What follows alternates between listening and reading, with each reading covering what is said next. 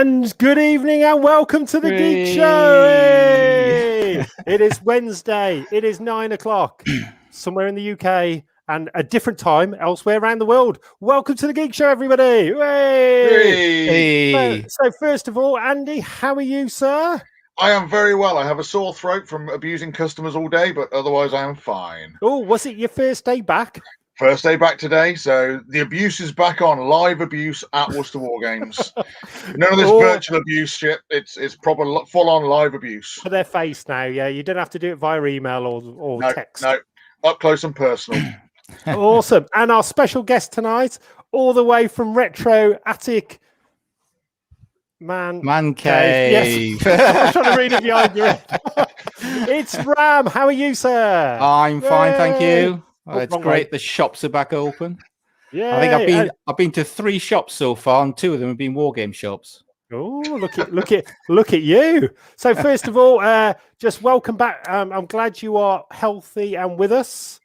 I know that you had a bit of a Captain Scarlet moment last week. I did. I had a heart-stopping moment last week, literally. I had to go to hospital, and they do a procedure on you called a cardioversion, where they stop and start your heart. At least I have one, apparently.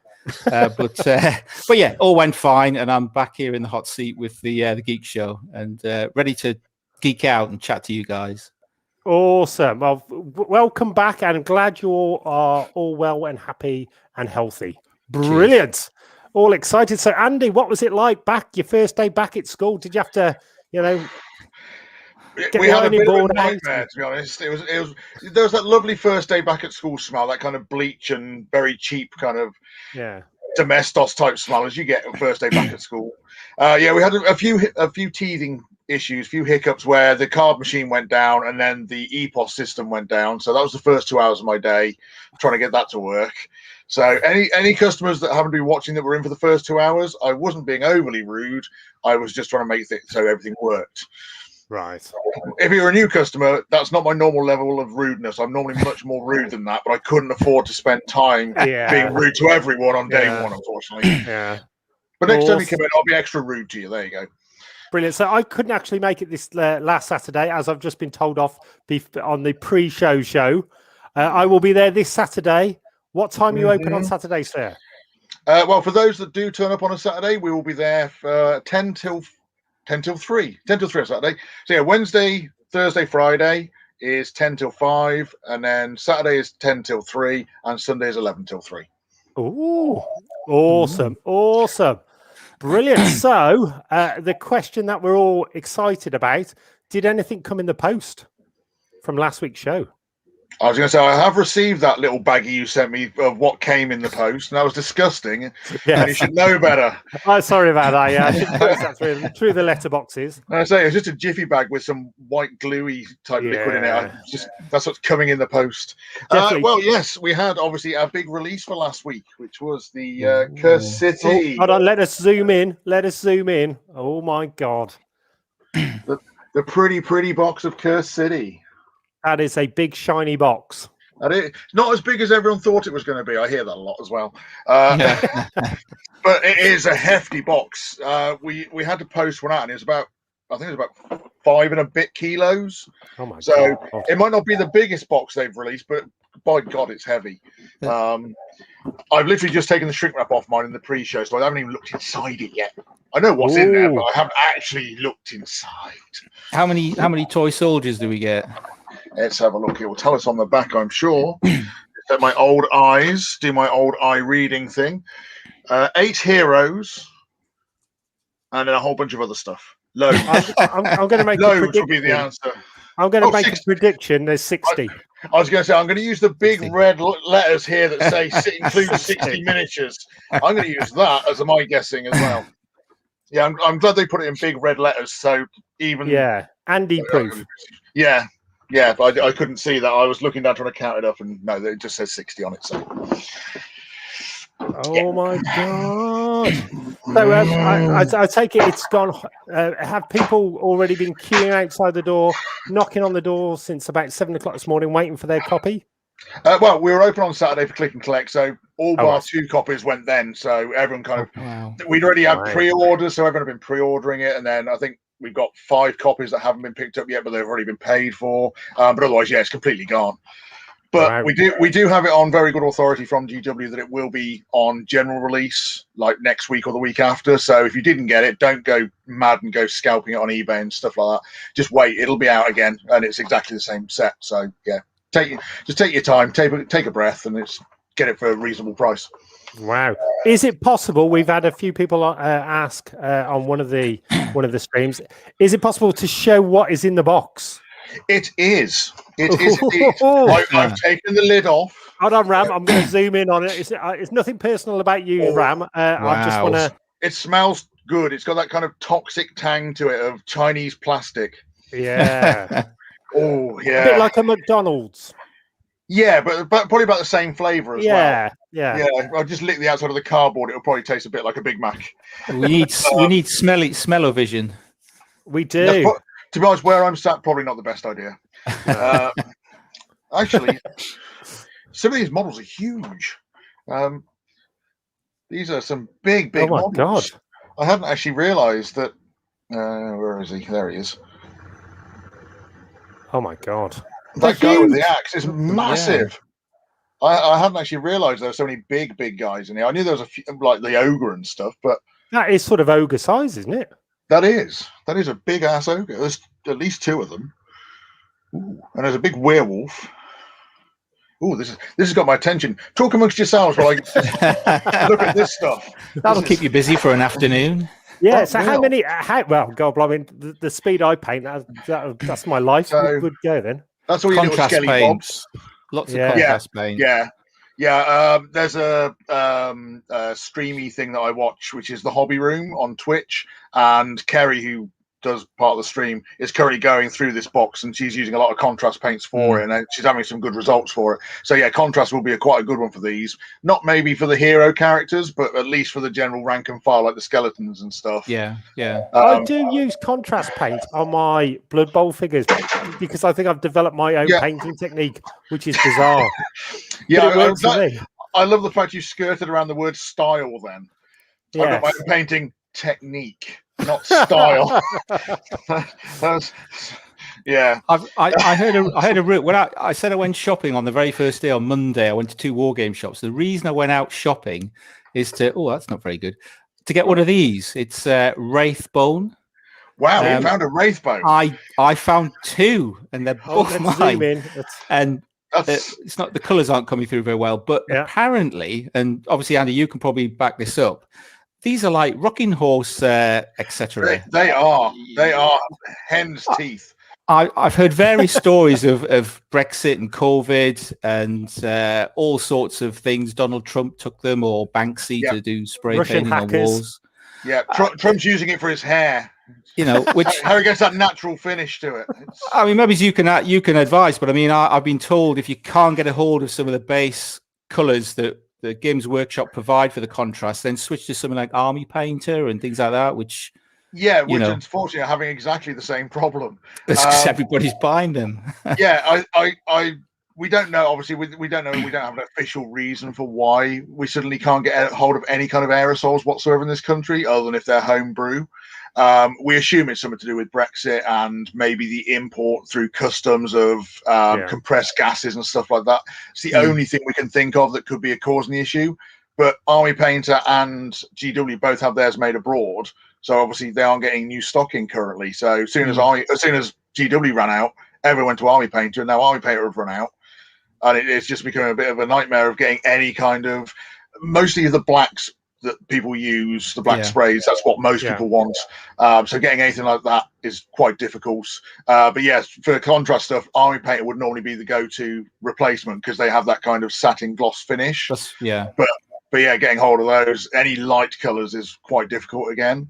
Am I doing this right then with my contrast paints, because I spray everything white and then contrast paint? You can do. I do it over the Corax and then put like a satin finish varnish over the top of that to get the same kind of finish to it. But yeah, any kind of light color really. People have experimented with a whole range of different colors to get different finishes depending on what you're after. But white is absolutely fine. The grey sear that GW produced for the contrast paint specifically is just a very, very pale grey, so it's almost white. And then Wraithbone's just a very, very pale off-white. So yeah, well, white is fine. It just gives it bleaches it slightly more than what their two colours do. Yeah, Right. I take my go-to is mainly the Wraithbone. As I say, I couldn't believe I managed to pick up 2 tins of it, and the Grey Seer, which I got a tin of as well. And just crazy, I found this little shop that I know of that happened to have a few. And, well, name and shame. No, I can't. I might need another tin. And also, your missus. Tell me afterwards because I need some. Yeah. Actually, I was going to buy the whole lot and then put them on eBay. I've seen them going for 30, 40, 50 pounds. Absolutely crazy. Yeah, absolutely crazy. Yes. But as I say, you can use other paints as well. It doesn't have to be the GW stuff, but people get hung up on the contrast paints and the GW sprays, and they all go together. But you can, as you say, you can experiment and mix and match and do all sorts of things. So, Andy, another quick question. Back to the box. Yeah. Dun, dun, dun. I think these are the zombies I've pulled out this time. How many sprues are there? Well, if that's is that all of them? Looks like, is there 4 on a? Is there 4 on a? So, I think you got three of these big sprues. So these big 4 set sprues. So you got 3 of those, which are the bad guys. Plus, is that the bad guy? No, I don't think. Oh, that's the wolf dude. That's the wolf character. Wolf whatever his name dude. was. Yeah. Wolf dude, as you'll ever know. And then you've got 3 characters with the heroes. 2. I can. It's been a long day. It's been a long day. 2 sprues. I got to 2 and said 3. 2 sprues of the heroes in kind of this white, off-white, plasticky color. So it's one of those things. GW again, great with their thing of going. If you're new to the hobby, they're all push fit, so you haven't got to glue them together particularly. Yeah, they're all push fit. Wow. Yeah, they're all push fit models. But they've done it so the bad guys are all in grey and the good guys are all in white. So even if you don't paint them, you can play straight out of the box once they're pushed together. Wow. So that's really cool. I like that. They do seem really large models. There's lots going on with them. Like we knew they were cool, but oh my god! Oh my god! What about the board? God. Is there a board? Is there? No, I'm not bored yet. I haven't got bored yet. I'm still enjoying it. Let's have a look. What's next in the box? This is like it's like Christmas. You get your usual GW piece of cards. That I have to say that's a bit uninspiring, really. It's black on one side and just some red. Is there any reason? Is there any reason apart from maybe it's a backdrop for you when you go stream? You know. For the stream show. Saying that, actually, as a backdrop for your model painting, it's actually not a bad shout. Yeah. Yeah, if you put a fold in it about a third of the way up and then fold it, lean it up against something, and you've got a little backdrop there for doing your painting. See, look at that. Look at me with my ideas. Hey. I know. Maybe that's what they're for. I've never known. All these years I've learned something new. Bag of bases, as you'd expect. Bag of assorted dice. Oh, just are they normal ones or flashy? No, they look fairly standard. You got black and white D6s, a red D4, D8 in the D4, D12, D8s, they obviously all mean something. Bit uninspiring, but you don't buy these things for the dice. Let's be honest. There's a big wodge of cards. Oh, all your characters and special. Oh my god. Special nonsense. Big wodge of them. There is a big wodge of books. That's a rule book and some instructions and all the other stuff. It doesn't look like, to be honest, the rule book's that thick. I didn't expect it to be particularly large because these games are normally quite easy to pick up, so they don't inundate you with rules. Yeah, so there you go. It actually is quite a small rule book. That's good. There's not a lot to that. There's a lot of pictures. It's 40 pages, including the reference on the back. So anyone can learn this game. You have your quest book. So in the stylings of the old Hero Quest. Hey, Hero Quest. You got a little bit of Hero Quest. Yeah, lots and lots of stuff in here. And maps and all sorts of things. So that's kind of cool. War Scrolls. So I assume this is points and how if you want to use... Yeah, it is. It's essentially, if you want to use any of these models in your AOS games, you've now got all the information to play them in AOS. So you can actually use them as heroes and units and stuff. That's really cool. I like that. Wow. What else is there? What's this? What is this? What is this? What is this? Do not open until the final assault decapitation journey. That is what it says. Decapitation journey has been completed. It does actually say that. It does actually say that. I was like, I've misread that, surely. Yeah, No, I thought you were making that up. The final assault decapitation journey. Yeah, there we go. Yeah, they did this with Blackstone Fortress. There was a little envelope in that you couldn't open, or you shouldn't open, until you get to the final mission. It's got something secret inside. Oh, naked pictures of Jervis Johnson. I don't know. It could be anything. Yes. We'll find out when we play it. And then you got your builder's guide, so you know how to build all the models and how they all push together and stuff. I must admit, their push fit models are awesome. They are. I have had a few issues with pushing them together. Occasionally, they don't fit very well because obviously you get shrinkage and stuff when they get molded. But for the most part, they're pretty good. You don't maybe just have to clip a little bit off the actual knobbly bit that goes in. I have heard. I'm going to get close with this. Yes. So these little skelly guys here, everyone is kind of up in arms on the internet about this because it's basically a left and a right. But if you put them next to each other, their fingertips don't touch. They're different heights.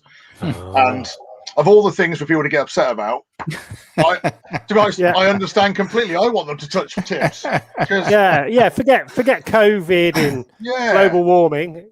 Maybe that's what it is. Maybe it's a COVID thing. It's a COVID thing. It's social distancing. They're not allowed to touch. That's why they've done it. GW is thinking out of the box there. I like this. Yeah, well done, GW. That's a first. There's an errata because they've done the build instructions for the Sky Dwarf wrong. So you got an errata with the no box. way. You get an errata in the box. Not even an errata on the rules, just an errata on how to build him. Yeah, so how his four pieces go together. We got it wrong. Here's a new piece of paper in the box of the four pieces going together correctly. Yeah, wow. Also, how the hell did they get it wrong when they tried to build it in the first place? Yeah, that's special. I really like the one when his head's on his side. No, Terry. I think you've got it the wrong way. You built it wrong. Obviously they were ready for you on this one, Drone. So if you do need to come in the post, they do send you a whole load of little grip seal baggies, so you can come in the post to your heart's content. So you can send. You can do your little protests and send them off in the post. Awesome. Please, this is a joke. Please don't send those back to me in the shop or anything with any kind of human fluids in them. Just because he can, you can't. Not everyone else is allowed to. And then boards. Boards are plenty. So you've got all your shiny and pretty. There. Yeah. And then you've got your tiles as well. What we got? Oh, there's loads of tiles. Hang on, try and get into this. Is it like Hero Quest where it's sort of randomly your old dice or whatever to work out how it's all changing, so it's different each time you play? Well, having a quick look in the quest book, it looks like they have particular quests set out, so they tell you how to lay the floors out. I know in previous versions of it, they've had it so that you do just flip a tile over and randomly find out what room you've got. Yeah. But it looks like this one is actually slightly more pre-constructed. All right, so you've got four sets of tiles that have got rooms and corridors and all sorts of stuff on them. It's not the usual thick cardboard. It's a bit thinner than normal, but it's very pretty. It's very pretty cardboard. It is. But that's everything in the box. That is my God. Limited. So Ram, are you excited? Could you be tempted? I could. I mean, I fell out of love a little bit with GW sort of 7-8 years ago. I just didn't think they were bringing out enough diversity and different board games and so on. It was just literally 40k and a bit of Warhammer and so on. And when you look back, they had such a glorious history of bringing out all sorts of games. If I bring up on here, there's the original Warhammer Quest. And if you think about all things retro, if you look back to Hero Quest, which came out in 1989, that was almost a precursor to what we're looking at today. Then Warhammer Quest came out. So if you think about Hero Quest, that was kind of a crossover between a board game and Dungeons and Dragons, because you had a game master, so you need somebody to control the game and the players will play on the game. And then when Warhammer Quest came out in 1995, that was the first time where the game played you and you didn't need a dungeon master, games master to work it, which is where we've actually got to today with the latest edition of Warhammer Quests. And what are we on? 25 years later. Yeah. And they're bringing out fantastic products. But I was always disappointed that a lot of the things they did in the 90s sort of petered out and they didn't end up producing them. And then I've seeing other manufacturers produce some glorious board games. I'm sure you're going to show us one later on in the show that I know you like, Drone. Yeah. But I kind of lost favor with them. But recently, especially in the last few years, I mean, they brought out a one that I love playing, which is Lost Patrol. And I love that little game. I think it's fantastic. When they reissued Space Hulk, and then now they're bringing out all these older games again as new versions. But more importantly, fantastic new games like the Quest one we've just been seeing an unboxing there. So I think they're terrific. In fact, there's almost too many of them now. When you go onto the GW site and see all of the box games coming out, you're going to have to pick carefully what you want to play. Because there's just so much out there now. So all credits to GW. They responded to the market. And I think over the past 5 years, they're now bringing out some really good, out of the box. So in other words, before with the GW products, you had to buy lots of bits and pieces. Now, that game that you've just unwrapped there is a complete game.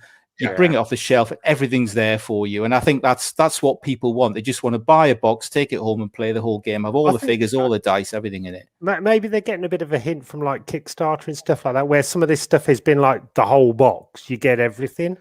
Yeah. And I think maybe the big boys have sort of looked at that and gone, people will spend X amount more money, but they want the whole thing in the box. I think back like probably going back about 15 years now, when we had a lot of these specialist games like Blood Bowl, Battlefleet Gothic, and all those kind of things, like you were saying. Yeah. I think they were higher sellers for kind of intro stuff for people that wanted to get into the hobby but weren't particularly au fait with what Games Workshop or Warhammer was, because they were working with like Milton and Bradley and stuff like that, where they were going, here you can just buy this game and it's just a box game on its own. You haven't got to go to a Games Workshop to buy it and to play it. You can just go home and play it at Christmas with your family and whatever. Then we got the new CEO that took over, the guy that they had hunted from, I think it was Boots. He just got out of the frying pan into the fire kind of thing. They got him to come and take over and go, right, we want to be this proper legitimate company now that's going to have stocks and shares and shareholders. And he didn't really understand what was going on. And he looked at it and went, well, okay, if we've got things like Warhammer 40K and Warhammer Fantasy Battle, those are things that people keep buying stuff for. They're buying a new army or they're buying new units, so we can keep it. Whereas they looked at all the specialist stuff and went, well, that's it. You've bought the core box and maybe 2 or 3 expansions for it. There's nothing else really we can do with it. So instead of producing all those, we'll focus all our efforts on the other 2 main games, and they just cancelled all the specialist games. That's why there was such a long time when you just didn't see Blood Bowl or Warhammer Quest. The new CEO took over, I think, about 3-4 years ago now, and he's been with the company donkey's years doing one thing or another. And he understands, he's a hobbyist, so he understands what it was like to want to get those games, and he knows that, okay, you might not get loads and loads of extra bits and pieces, but you'll sell so much of them that they're worth doing, that you can then do the core box and then expansion on it and then re-release it. So he understands the market more, it seems, and that's why we're getting the return of Blood Bowl and Warhammer Quest, all the classics, CFG, and all these great old games are coming back out because they're going, well, yeah, we can do Warhammer Quest, and then we can do another Warhammer Quest and another, and each one gets 3 or 4 expansion, and it is that constant rolling thing again. There is an option to sell more and more stuff to the hobbyists and non-hobbyists. Exactly. We can get non-hobbyists to come and buy these games because they'll want to play. Totally. And look at the figures as well. They're all push fit, which is kind of that halfway house between a pure game and having these push fit things that somebody can get out of the box, stick it together, and just play the game. Definitely, it's what people want. So without further ado, I've got something to say. My favourite game of the week. I've got a game of the week. It's Godzilla Tokyo. Yeah, it's absolutely amazing. The figures. So, Andy, how much is this in your shop, sir? Well, I was going to say, I bet you paid a pretty penny for that. I did if I'd have bought it, but it was a gift. So, look at the figures are amazing. So, how much is this in your shop, sir? Just as a, I think it's about 40 quid. I'm not sure. I'd have to check. But yeah, it's. Yeah, sounds right. Yeah, who doesn't want all these? Yeah, it's about 40 quid, I think, for it. Absolutely amazing game. So you get 4 Titans. I don't know if you can see any of that. All the cards are like hexagonal, so you can sort of build them all together. You've got plastic buildings in there that you can throw at each other. It's a game for mindless Titans, and I think it's absolutely amazing. Even the way that it's all sort of, Japanese writing. They've got the whole 70s Godzilla You just need to put sideburns on and stick your flares on, and you are off for a great game of Godzilla. I love it. I like it. Just looks pretty good because it's like super retro. If that makes any sense. So that is my. I was amazed awesome you got the little figures in it. The figures look gorgeous in it. Yeah, they are absolutely amazing, and also the book, the pamphlet, everything like that. You get sort of cardboard tanks and UFOs, but you can 3D print them. So we will stick on the Geek Show Facebook site. If you are a member, we will stick up a link where you can actually go and download them and print them off yourself. Not the figures, but the actual tanks. And look at this.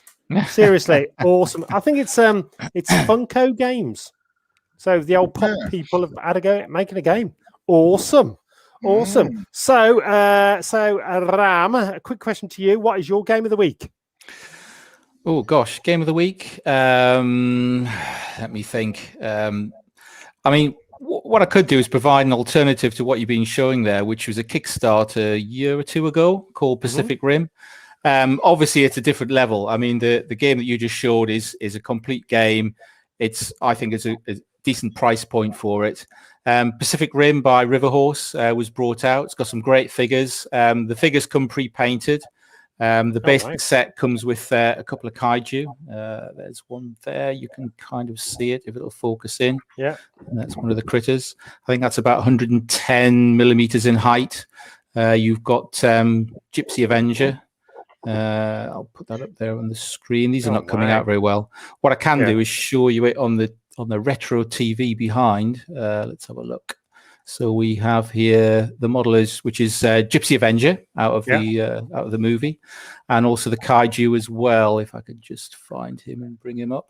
But they actually come pre-painted, which is quite nice. Again, it's another one of these concept ideas where you buy the game, you unbox it, you just start rolling dice and play the game. It's not dissimilar to the one you just showed. It's the kaiju versus the Jaeger, the big robots. And again, you get some buildings that go on the map, and you can throw the buildings and throw each other and chuck things about. So it's a similar sort of thing. It's a different price point. It's higher, but as I say, the one that you showed us is fantastic. This is a different market. I think it's aimed at the collectors because the kaiju are absolutely gorgeous and really well painted for a pre-painted model. I think they were doing special stages where you could get extra ones for certain tiers. That's right. I mean, with a lot of them, there's the stretch goals and so on in different tiers. That they've only produced wave 1 so far, so I think there's been a bit of a delay in the other kaiju coming out. So I think there's about, I have to remember what I've got in my box. There's about 6 I think I've got at the moment, mixture of kaiju and Jaeger. But there are about another 8 or 10 due to come out, but they haven't shipped yet. Wave 2 is always pending with Kickstarters. It is always. So yeah, I think that's a game which would sit nicely along the side that you just showed us. Awesome. So Andy, now you're back at school. So you had to have a bath last night and everything. I know, wash me on my ears and everything. So bit of ski Sunday and then into bed. So first of all, a big shout out. Who was the first person in the shop? Who gets a claim to fame? Well, we've got a two-header for this one because the first person in the shop wasn't the first customer because they were dithering around so long chatting to me that somebody else slipped in and actually bought something before they did. So good old Sergeant Major, the modern Major General Paul Purnell, he was the first customer in at about 9:20 this morning. So even before we'd opened, I was sat trying to eat my breakfast and he was already scratching at the door. So Paul was the first one in. So he's honorary Prince of Nerds. Claim to fame.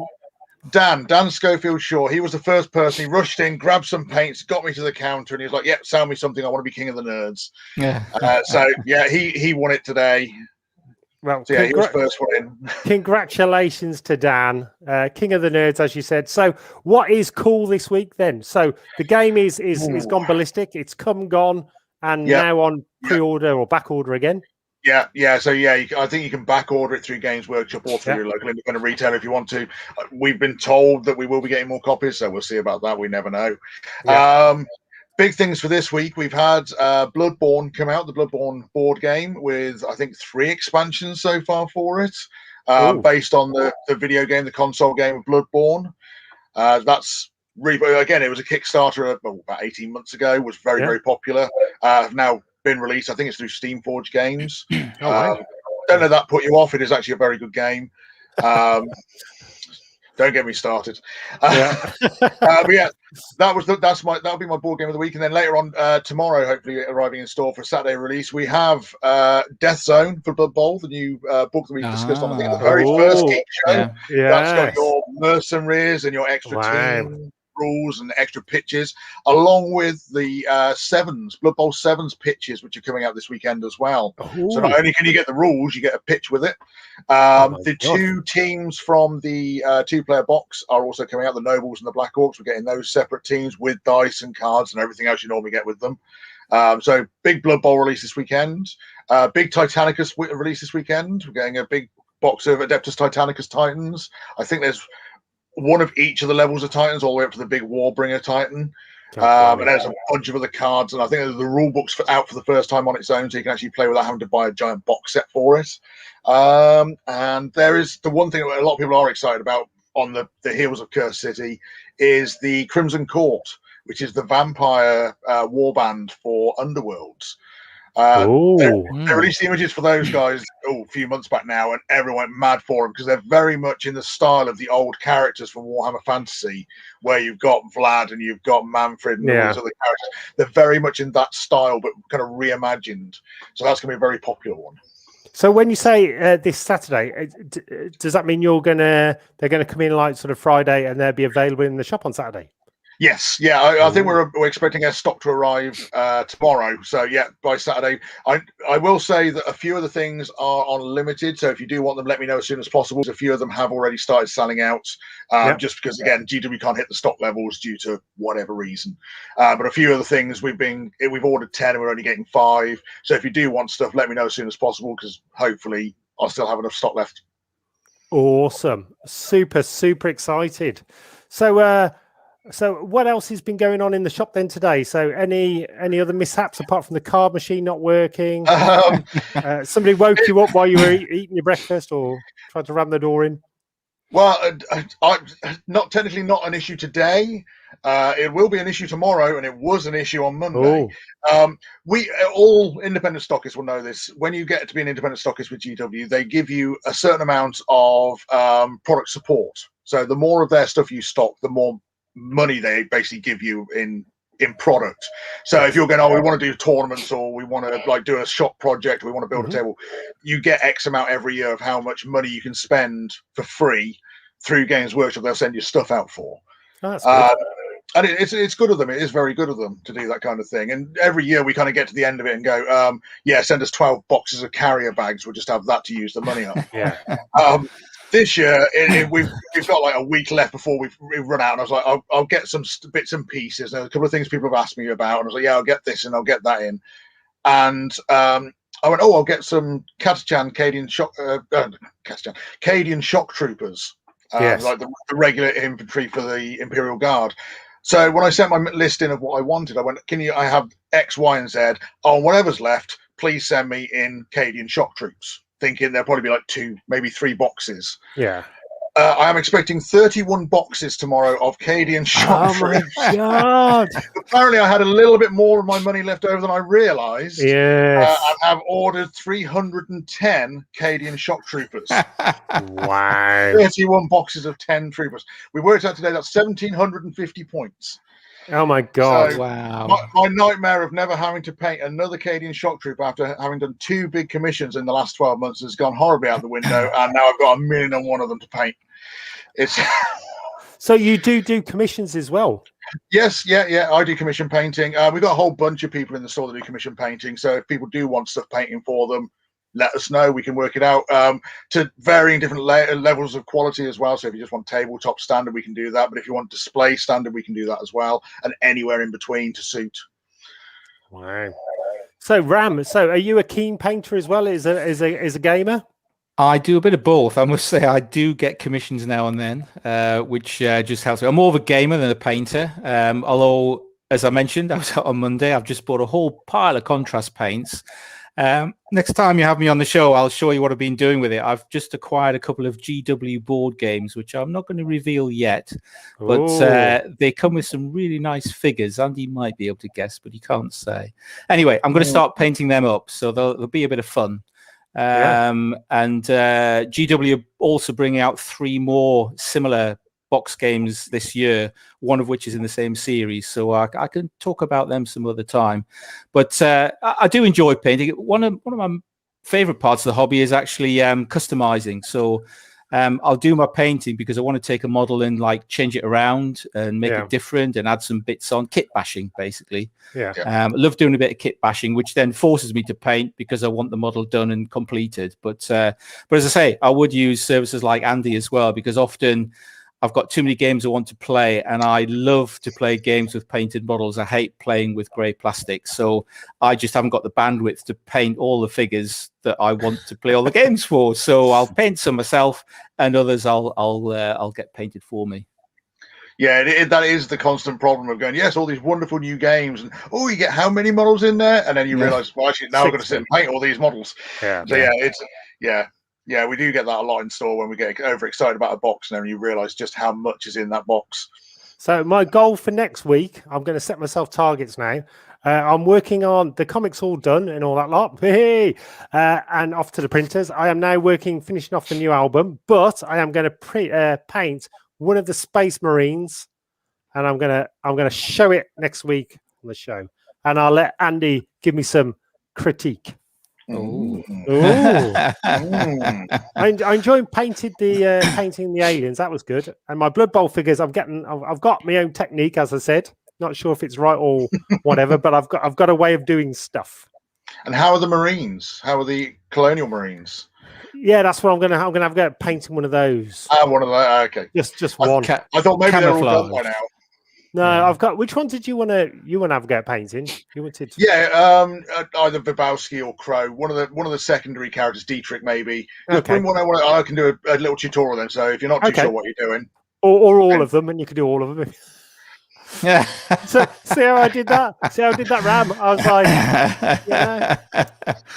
I've tried that about 9 times, and he just goes, it's still not working. I'm still not working. So also, I'm really excited about the dice as well. The Nightmare Before Christmas and Beetlegeist. Yeah. How amazing. Are they going to do more of these? I assume so, yeah. I can't see why they wouldn't. I don't know how popular these have been, to be honest. It's an American company, so we were quite surprised when we managed to find somewhere that would have them. But I can't see why they wouldn't do more of them. So, yeah. And they seem to be covering most bases if they're going from Paw Patrol to The Shining to Frozen. It's quite an eclectic mix. It does sound rather random. So in the shop with everybody, with the new game that's just come out, as you just showed us earlier on, has anybody started painting it? Are we going to have some pictures up next week? I'm hoping so. Apparently Tony's been painting. I've just seen he's been posting pictures up of his miniatures on the Geek page. I've been shouting around telling a few people, so hopefully we should get a few people painting stuff up. Tony's dice have arrived. They are cool. He is right. He's 100% right. They are cool. Right. I've just seen that pop up over here as well. So who in the shop, apart from yourself and me, would you say are the next best painters? Did you like the way Ram? Did you like the way I dropped me on the end there? Okay, so we're looking for painters that are between mine and your level. Yeah. So quite everyone that comes in, really. We'll have to do a similar thing to the Bake Off. The 3 of us will have to have a paint off. Pick exactly the same figure, and we'll all have a go at painting it. And I think it would be good. We paint it, and then we get the audience to work out who painted which. Yeah. Can you guess which of the panel painted what? I think you'd be impressed. That's what they do on the Bake Off, don't they? They say who baked this scone. I think I'll probably stand more chance baking than I do painting that way. I don't know. Taste-wise, your models taste lovely compared to ours. They could do. So let's pick a model, and then we'll have to all paint exactly the same model. And show it. Yeah, let's do that. That'll be what fun. could possibly go wrong? Yeah. Yes. So also though, so Andy, was it quite busy today? Are people back? It was actually, out and around. Yeah.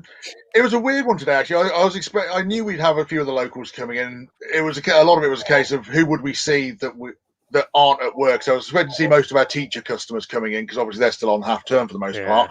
And lo and behold, we did see quite a few of the teachers. Obviously, a lot of other people are back at work, so they'll be working until probably Saturday at the earliest, unless they have to get a day off in the week. But we got quite a few new customers in today, which is quite surprising. A lot of people that are just going. I've said this a lot, and it's kind of a joke, but it's also kind of the truth. We are one of the best kept secrets in the hobby. The amount of people that come in and go, "Oh, I didn't know you were here." It's like, "Oh, you're new to Worcester," and I'd be like, "No, I've lived here all my life." And it's like, "Oh, good, excellent, thanks very much." Well, I only found out about you guys through Mike Pearce. I blame Mike Pearce. Okay, everything's Mike's fault. Everything's Mike. He was in today, I think. Oh, he was in. Was he? Today. He was.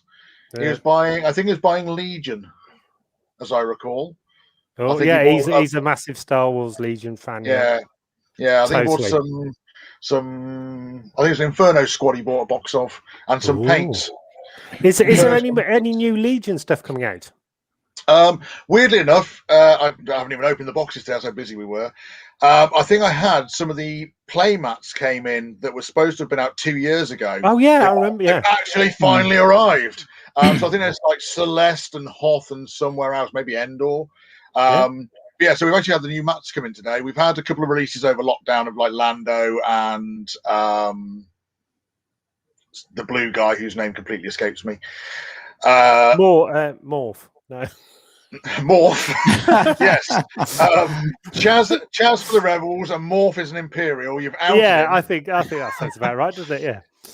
We had Lando and whoever the other guy was. Somebody will know who I'm rambling about. We've had a couple of releases, but then yes, we've had the new playmats have come in today, which is really nice. Ooh, how much are the playmats, by the way? I don't know because as I said, I haven't even opened them yet. No, I haven't even looked at them yet today. I do know they're normally about 35 quid, somewhere around that. That's really good, actually. It's not about the only downside is, which we've had this discussion many a time in the store, is the fact that you play on a 6x3 table and all the mats are 3x3s. So you have to buy two of them. Yeah. So that £35 mat suddenly becomes a £70 mat. Yeah. Cunning plan. Yeah. So Ram, are you a member of a gaming club? Two or three up here. Yeah, 2 or 3. Once we're allowed to get back and play up here in the northeast, it's quite a good scene up here. I was surprised actually how many clubs and gaming shops there are here. So just before lockdown, I was actually quite active, playing 2 or 3 times a week. But what I have been doing is playing online with various bits and pieces at the moment, using Roll20 and D&D Beyond and things like that, and Tabletop Simulator. I think I've got another game of 40k planned on Sunday using Tabletop Simulator. But can't wait to get back to the shops and play with my toy soldiers. We're talking about space earlier. I've got a tip for you at the moment. If I just bring this on here. So Kickstarters. There's a one out at the moment. It's actually called a Nickstarter. A game called Stargrave. The same author brought out a fantasy game called Frostgrave, which is now in its second edition. And again, this is a cross between, the original one was a cross between sort of role-playing Dungeons and Dragons and wargaming. This is a similar theme, but it's in space. So basically, you pull together your starship crew, your mercenaries, your troopers, and you go and roll some dice and have some fun. Now, North Star Miniatures are running a Nickstarter, as they call it at the moment. So if you get on there quick, I think there's 13 days to go. Not only can you buy the book and the boxes of figures cheaply, there are lots of stretch goals as well, where you can get unique characters and figures and so on. If I bring up one of the box sets here, they're beautiful figures. This is from the Troopers box set, I think. But as I say, they also do mercenaries and crew, and they'll be adding to that range as well. But the thing about this range, both Frostgrave, the fantasy one, and now Stargrave, the sci-fi version of it, they just encourage you to play with whatever figures you want. But the fun thing about this, it's not a one-on-one game. You can pit 4 different teams together, 5 different teams together. It often lends itself to running campaigns. So every week you can have the same bunch of people come down and play their groups, their starship crews in various scenarios. So get on to North Star Miniatures, have a look at their Nickstarter, lots of stretch goals. I think there's 13 days to go. Brilliant set of rules if it's anything to go by Frostgrave. Oh my god, awesome! So I am going to. I'm not sure if I'm going to paint my Godzilla stuff. I think I'm going to get onto my Marines and Aliens next because, as I said, I've got a bit of a tournament with Andy coming up. I'm going to painting tournament, and I'll be in on Saturday. So Andy, what else is coming out this week, or what else should we be looking forward to? Getting excited by tournaments coming up, new paints. What cool brushes are there? What things have you got in the shop apart from 32 boxes of Oh, blimey. To be honest, we pretty much covered most of the stuff. There are a couple of new things coming out. Obviously, DW release stuff every week, but we're not allowed to talk about those this far in advance, unfortunately.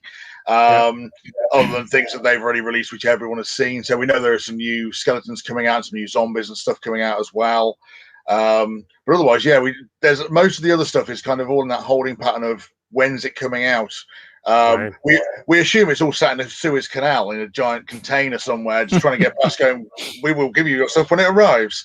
There's a few things that we know are in the pipeline. It's just a case of we don't know when they're coming, unfortunately. We're trying it. There's a new company, or newish company out called Warhub. So a shout out to the guys at Warhub.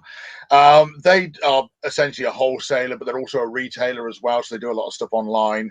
But they've started to produce their own range of products as well. So they've started doing some aerosol sprays, some prime sprays. So hopefully by the middle of next week at the latest, because there's still no sign of any let up from the GW and Army Painter embargo in Suez. We're going to give their stuff a go. So they're making theirs in-house, essentially. Where are these guys based?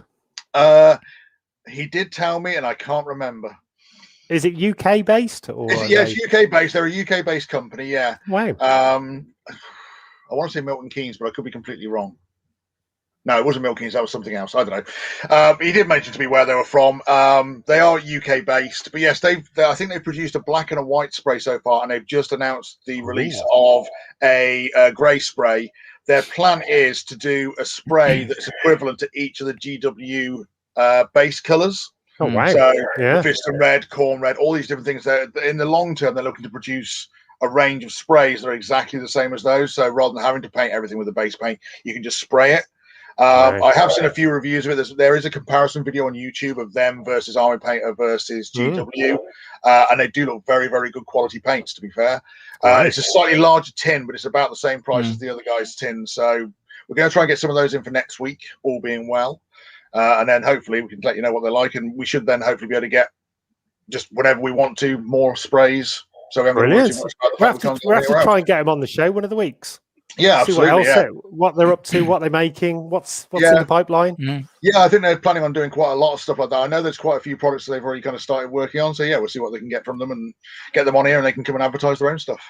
Ooh, so a big question then back to Ram then. So retro wise, if you could pick one game from the distant past, if you're off to a desert island, one game to grab, what would that one game be? Well, keeping with the theme of what we've been talking about, The Creature That Ate Sheboygan, which is an old SPI game. I know that one. Yeah, it's similar to your Tokyo game. It's a two-player game.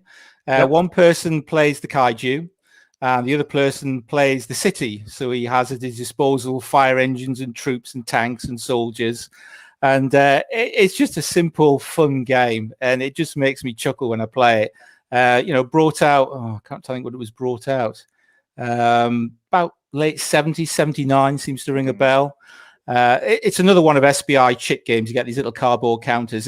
I kind of think there's a market here. If somebody was to take these games and redo them with nice boards, some little miniatures and so on, I think it would really bring these games to life, because they're actually really good, but they're lost a bit if I compare them to the games we've been showing off tonight, like Pacific Rim and the others. They're just streets ahead with the figures, and you get immersive. There he is again. You just get immersed in the game when you got these figures to play with. Creature Ate Sheboygan. You can still pick these up. It's a good, fun game. It's a two-player game. It's sort of game you play in between the main games that you're playing. It's a beer and pretzels game, and just good fun. I think for me, I'm not even sure if this is a Games Workshop one. We used to play this after playing Hero Quest. and we turned it into like a drinking game, and it went horribly wrong, and it was really fun. Called Trolls in the Pantry.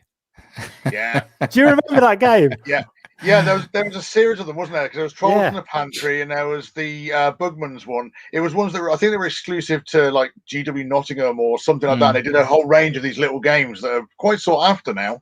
Mad! I've still got that. Trolls in the Pantry. It was just lunacy. That when you're drinking, I think we were drinking Mad Dog 2020, if you remember that as well. That's a blast from the past. Hallucination. Couldn't work out what the hell was going on with that stuff. I think it was like what was Mad Dog 2020? It was like old wine, wasn't it? Wasn't it like off wine or?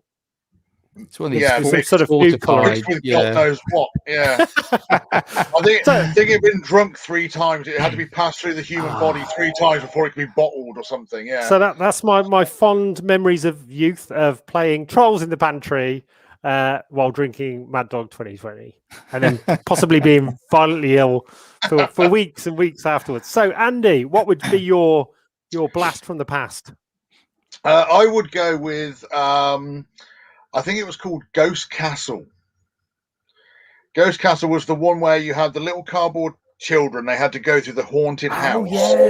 And it had it was the 4 section across, like the cross section across. The chimney. Yeah, that's the one. Yeah. You had the little skull you drop in the coffin, and it would come down and set off different traps depending on whereabouts on the board you were.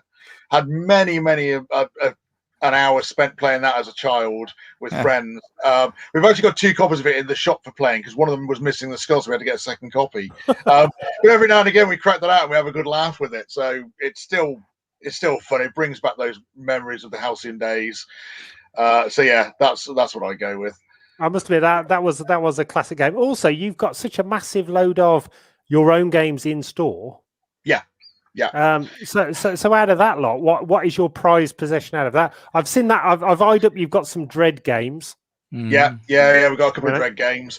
I think it's the game I'm probably most passionate about all of those, and the game that gets played the most and is hated the most in store, which is Lost Valley of the Dinosaurs.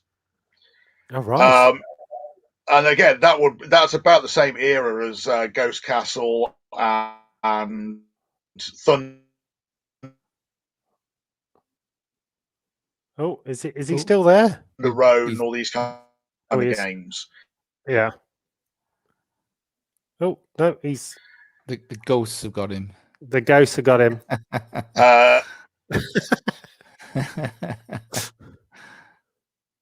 Yeah, I think he's. Yeah, we played it a lot back on a Saturday evening. We used to have a little gaming group. Yeah. He's coming in and going. So, Ram, a quick question to you then. So, as well as board games, I take it, do you play any of your old sort of Spectrum games and stuff like that? Commodore 64 stuff as well? Gosh, yeah. I mean, the Retro Attic is really focused on not just war games, but also old 8-bit computing, should we call it. So, I've got various examples up there from VIC-20, Commodore 64, Spectrum 48K, Spectrum Toast Rack. All sorts of things like that. And again, misspent youth playing video games, home computer games. And, I'm going to try and start doing more reviews of the actual games themselves. I did one quite nice setup the other day, which I got the old ZX Spectrum and the VIC-20 8-bit computers and loaded them both up with a chess game. And obviously they couldn't interface directly, so I was like, and they played against each other, which was hilarious. The VIC-20, funnily enough, which you would think was the underdog because it only comes with 3.5K of RAM, believe it or not. Yeah. Against the Spectrum 48K, but it's the algorithms it uses. However, the word of caution is if you put the difficulty level up too far, it can take up to 4 or 6 hours to do one move. So it just chugs away doing these calculations. So you kind of set them on the intermediate or low levels, but it surprised me. And they both actually play quite a mean game. I'm a fairly competent chess player. Looking back at my geeky past, I was in a chess club at school, and people used to steal my pocket money. And But I play quite a good game of chess, and I had a couple of games with them on the medium levels, and they were quite challenging. My tip. I think we've lost Andy, so he will be back next week. He's probably got some sort of he hasn't put the 10p's in the meter. I have got an Oculus Quest, so I'm not sure if you're into VR gaming.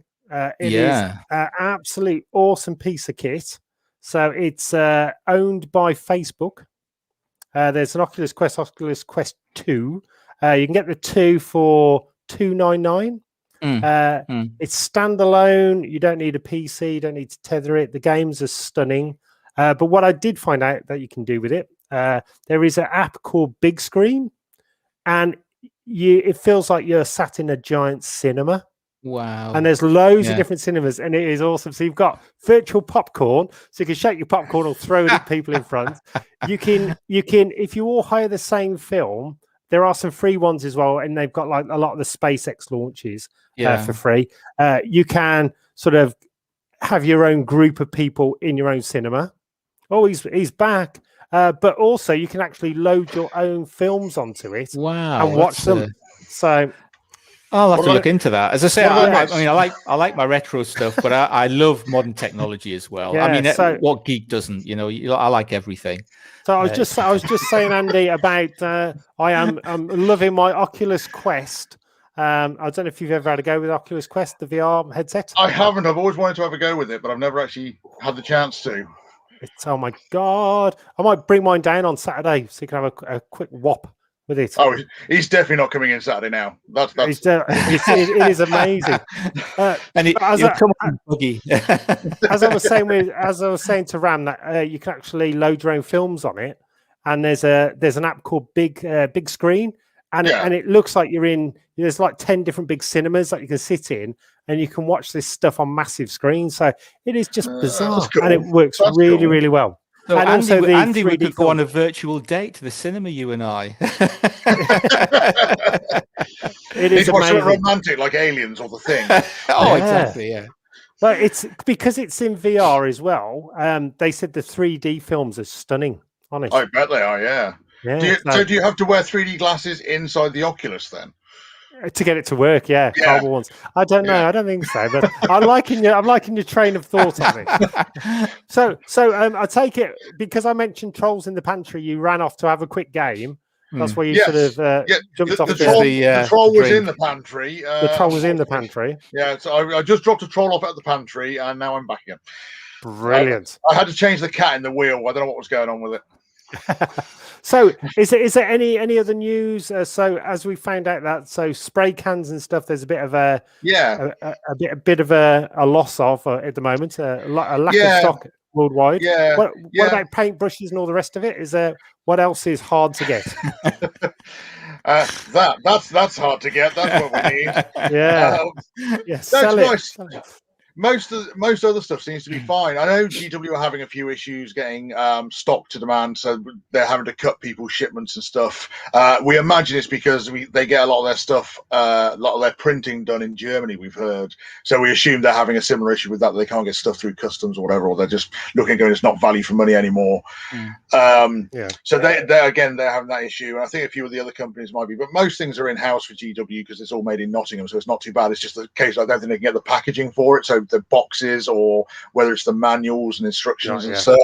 But no, everyone else seems to be fine. I think a lot of people just sat on huge amounts of stock for stuff, so they just got everyone kind of prepared for Brexit, going, this could be an issue for a month or two, so we'll just get as much as we possibly can do while we can. So hopefully we won't be too long before we can get some restocks. We've had a similar problem with Vallejo because obviously they're a Spanish company. Scale 75 is another one. We've just started getting Scale 75 ranges in, and now we can't get them into the country because nowhere's got them because again they're all stuck on mainland Europe. So there may be a holiday coming up where we'll go to Spain with some empty suitcases and come back with stock. I was going to ask you both, have either of you played Dreadball, which because that's from like a Nottingham company, isn't it? Yeah. That is from Mantic Games. Yes. Yeah, Mantic Games. What did you think? It's all right. It's okay. It's no Blood Bowl, let's be honest. I'm Blood Bowl through and through. Yeah. Yeah. Dungeon Bowl. Dungeon Ball. Yeah, Dungeon Ball is the best don't game get started. ever. What have you done, Ram? It is the best game ever. It's even better than the Godzilla game, which is also one of my favourite. So Dreadball, if you had to sum it up, so as I said, well, you said they're a Nottingham also company. Yeah, you'll find most of these companies like Warlord, Mantic, most of these companies are ex-GW workers or ex-GW staff that have kind of gone, we're disillusioned with the company, we can do it better, we're going to set our own company up, which is why most of these places are in kind of the Leadbout, as it's called, which is Nottingham area. Yeah. So that's where most of these companies are based, because they live there with families and stuff. They relocate to be with GW and then, whatever reason, move on and do their own thing. And to be honest, most of them are doing similar things to each other. They'll kind of see something that's popular, or they'll have played something that's popular with themselves and then gone, we want to do this, we want to do it slightly better, or with their own range of models and stuff. Mantic have always been, I don't want to say on the cheap end of things. They are on the cheap end of things because their models are normally quite inexpensive. But for a long time, the quality of their models looked inexpensive. But of the last 12 months, 18 months or so, they've actually really got up their game, and a lot of their new stuff that's coming out is really, really nice. And it's still quite inexpensive with it. Their Undead range was always really popular. That was one of their most popular ranges. Everyone buys their zombies and their skeletons because they were really, really nice, especially comparative to the GW zombies, which were always a bit chonky. But yeah, they did a few of their own games. They did Dreadball, they did Dead Zone, which was kind of their 40k kind of small skirmish, almost like the name of the game that I can't remember now. Kill Team. It was a bit like Kill Team. And Dreadball was a little bit like that as well, where it was kind of the sci-fi version more. And they did leagues and they did teams. And they did lots of like re-releases and stuff. And it was an okay game, but again, it wasn't the quality. Blood Bowl already had that pretty much covered. So just doing a sci-fi version, I was like, it's okay.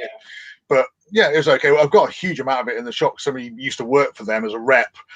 Basically, start working for them as a rep, went, I don't want their stuff anymore, and I ended up buying this giant cardboard box full of old Mantic stuff. So yeah, I've got, I think, most of the Dreadball stuff in there, along with most of the Dead Zone stuff and everything else they do. God blimey! So Ram, have you played any of that stuff? Bits and pieces, but I always gravitate back to Blood Bowl. It's just my go-to fantasy football game. I just like playing it. It's brilliant. I'll have to show you my 3D custom Dungeon Ball board. Was that 3D printed, or was that, did you get the old styrofoam out? Styrofoam built. I'll try and dig out a few pictures of it at some point and show you it. But I like Dungeon Ball as well. So as I say, Andy says I'm not to get you started on that, but you did. But in the pantry. But as Andy said, I mean, a lot of these other ones are kind of like pale imitations, but you always gravitate back to the original, and it's Blood Bowl for me. Definitely. So last up, just before we're coming to the end of the show, so Andy, any last words until next week? Apart from we're going to do a painting competition, we definitely need to get that rocking, and we're going to do blind paint off, which can only go horribly wrong if we're all blind.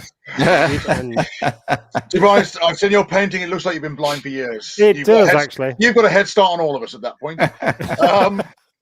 I will say, just a bit of advice for everyone: pay attention when you're taking a wee, otherwise you might find yourself stood at the sink. Yes, that's wise words. And you're open from 10 o'clock onwards. Yeah, we're open Wednesday, Thursday, Friday from now until the end of time, probably. 10 a.m. till 5 p.m. Then Saturdays 11 till 3 and 10 till 3 and Sundays 11 till 3. There's currently no gaming or painting in store. I will just point that out just so everyone does know. We're looking at about May 17th or something for that, we reckon, depending on what Bojo the Clown has to say.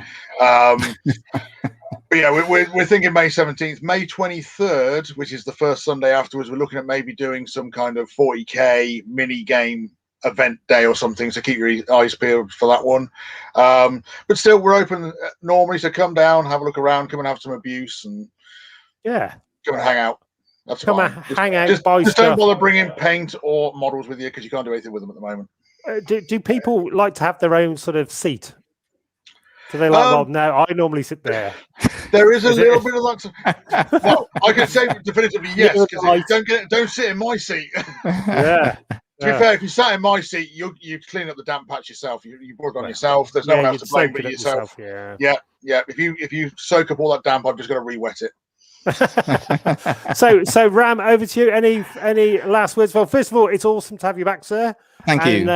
You are an awesome guy, great friend, and always love having you on the show. So thank you for first of all for scaring us last week, but at least you're all good. You're back in force.